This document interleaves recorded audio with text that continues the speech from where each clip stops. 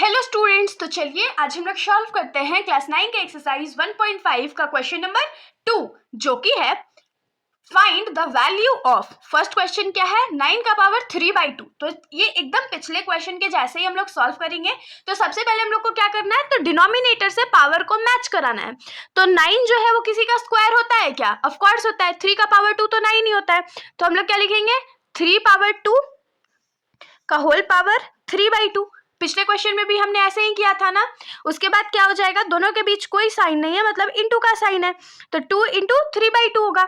अब ये 2 और ये 2 कट गया, तो हम लोग के पास क्या बचा, 3 का पावर 3। और 3 का पावर 3 कितना होता है, तो 3 3 जा 9, 9 3 जा 27। ये हमारा पहला आंसर हो गया। अब हम लोग आ जाते हैं इस क्वेश्चन के सेकंड पार्ट पे। तो इस क्वेश्चन का सेकंड पार्ट क्या है कि 32 का पावर 2/5।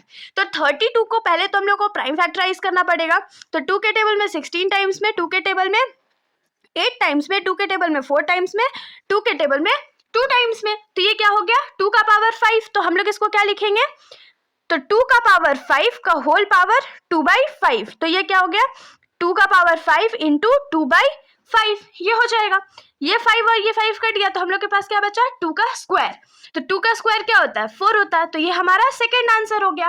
अब हम लोग आ जाते हैं क्वेश्चन के थर्ड पार्ट पे। तो क्वेश्चन के थर्ड पार्ट में क्या है, 16 का पावर 3/4। तो 16 को प्राइम फैक्टराइज करना पड़ेगा। तो 16 2 के टेबल में 8 टाइम्स में, 2 के टेबल में 4 टाइम्स में, 2 के टेबल में 2 टाइम्स में। तो 16 को हम लोग क्या लिख सकते हैं, 2 का पावर 4 का होल पावर 3/4। अब दोनों के बीच कोई साइन नहीं है, मतलब मल्टीप्लाई का साइन है, तो मल्टीप्लाई कर देते हैं। 4 और 4 कट गया, 2 के टेबल में ये 3 टाइम्स में, तो ये क्या हो गया 8। 2 का पावर 3 क्या होता है, 8। 2 2 जा 4, 4 2 जा 8। तो ये हमारा थर्ड आंसर हो गया। अब हम लोग आ जाते हैं इस क्वेश्चन के लास्ट पार्ट पे। तो इस क्वेश्चन का लास्ट पार्ट क्या है, तो 125 का पावर -1/3। तो 125 को हम लोग को प्राइम फैक्टराइज करना पड़ेगा। 5 के टेबल में 25 बार में, फिर 5 के टेबल में 5 बार में। तो 125 को हम लोग क्या लिख सकते हैं, 5 का पावर 3 अब का होल पावर -1/3। अब दोनों के बीच कोई साइन नहीं है, मतलब मल्टीप्लाई का साइन है।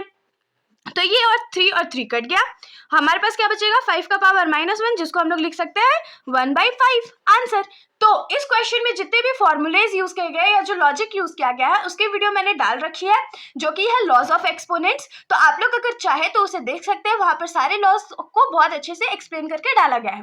तो होप सो कि आप लोगों को सोल्यूशन समझ में आया होगा। अगर आप लोगों को वीडियो अच्छी लगी तो वीडियो को लाइक कर दीजिएगा और मेरे चैनल को बिना सब्सक्राइब किए कहीं मत जाइएगा। Thank you.